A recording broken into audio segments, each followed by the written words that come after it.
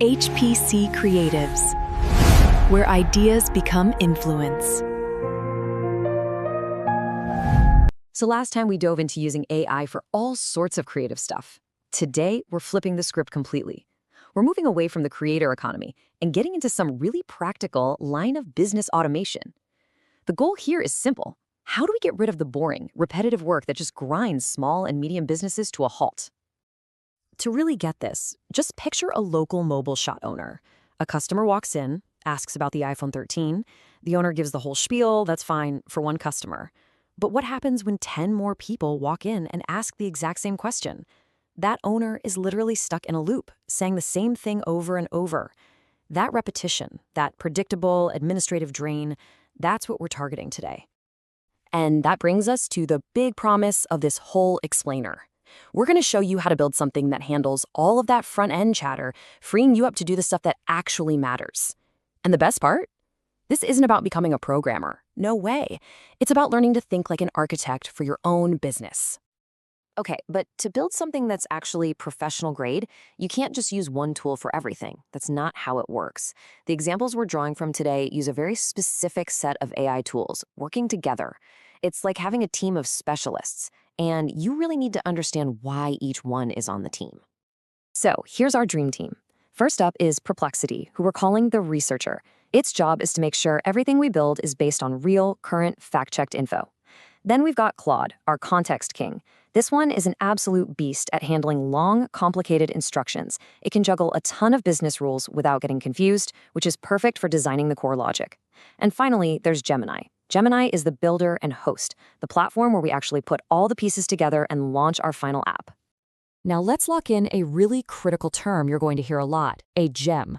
Listen, this is not just a saved chat.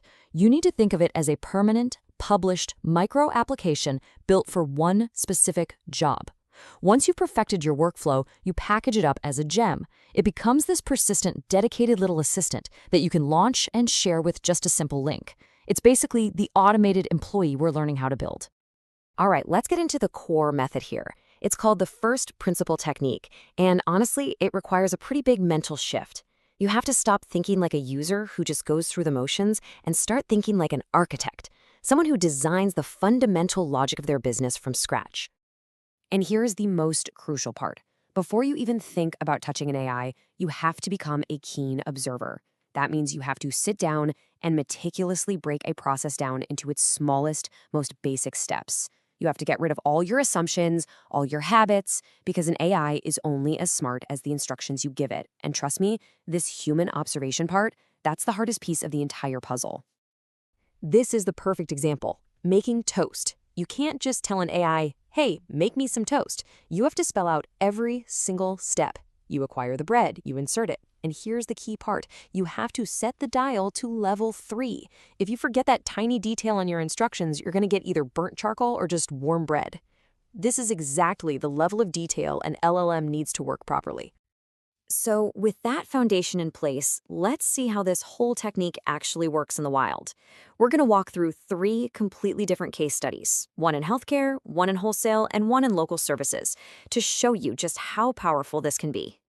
Our first case study tackles a massive source of anxiety for people, the patient journey. We're building a tool that helps patients actually understand their lab reports before they go back to see the doctor. It takes that super dense, jargon-filled PDF, translates it into plain English, and, this is the most important part, it suggests smart questions for them to ask their doctor. It's all about empowerment. But of course, things are never that simple. While they were building this thing in Gemini's little test environment, they hit a wall. Every time they tried to upload a PDF report, it just spit back this vague, super frustrating connection error. The whole thing was completely broken. And this is where it gets absolutely amazing. This is the new world we live in. Instead of spending hours Googling developer forums, the user just took a screenshot of the error, pasted it back into the AI, and asked, hey, why did this fail? And the LLM analyzed its own failure, figured out it was trying to read the PDF as an image, and then told the user exactly how to fix it. They used the LLM to fix the LLM. Incredible. So the big takeaway here is just profound. The most important skill is shifting away from being a technical coder to being someone who can just clearly observe and describe a problem. You articulate the failure, and you let the AI figure out the solution for itself. What could have been a multi-hour coding nightmare becomes a 30-second conversation. For our second case, let's look at a wholesale business that needed to generate invoices. This is a perfect example of why you need that specialized toolkit. Yeah, Gemini is our builder, but first they used Claude, the context king, to engineer the main prompt. Why? Because the prompt had to include pages and pages of complex tax logic, and Claude is built to handle that massive amount of context without forgetting a single detail.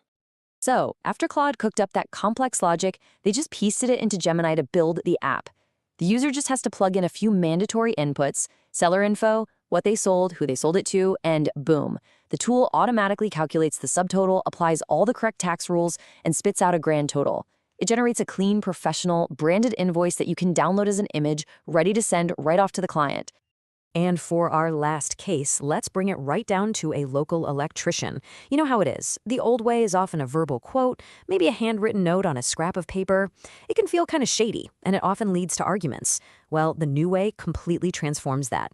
By applying that first principle technique, the electrician's pricing logic gets turned into a transparent digital menu that creates an instant itemized invoice. This just builds a massive amount of client trust. So, we've looked at 3 wildly different businesses: healthcare, wholesale, a local trade. But here's the thing. They all follow the exact same blueprint. So let's boil this all down into one repeatable plan that you can use for any business starting today.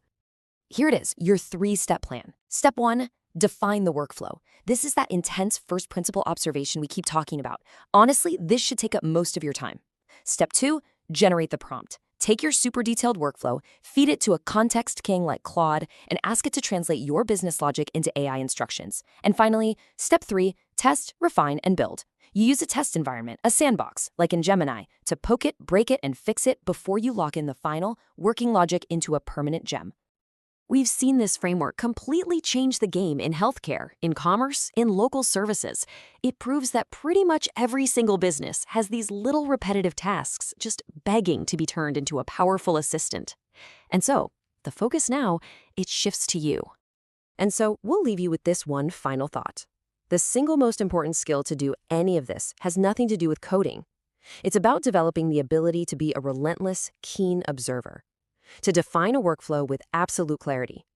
So the real question is this: what specialized repetitive process in your world is just waiting for you to break it down step by step and finally automate it?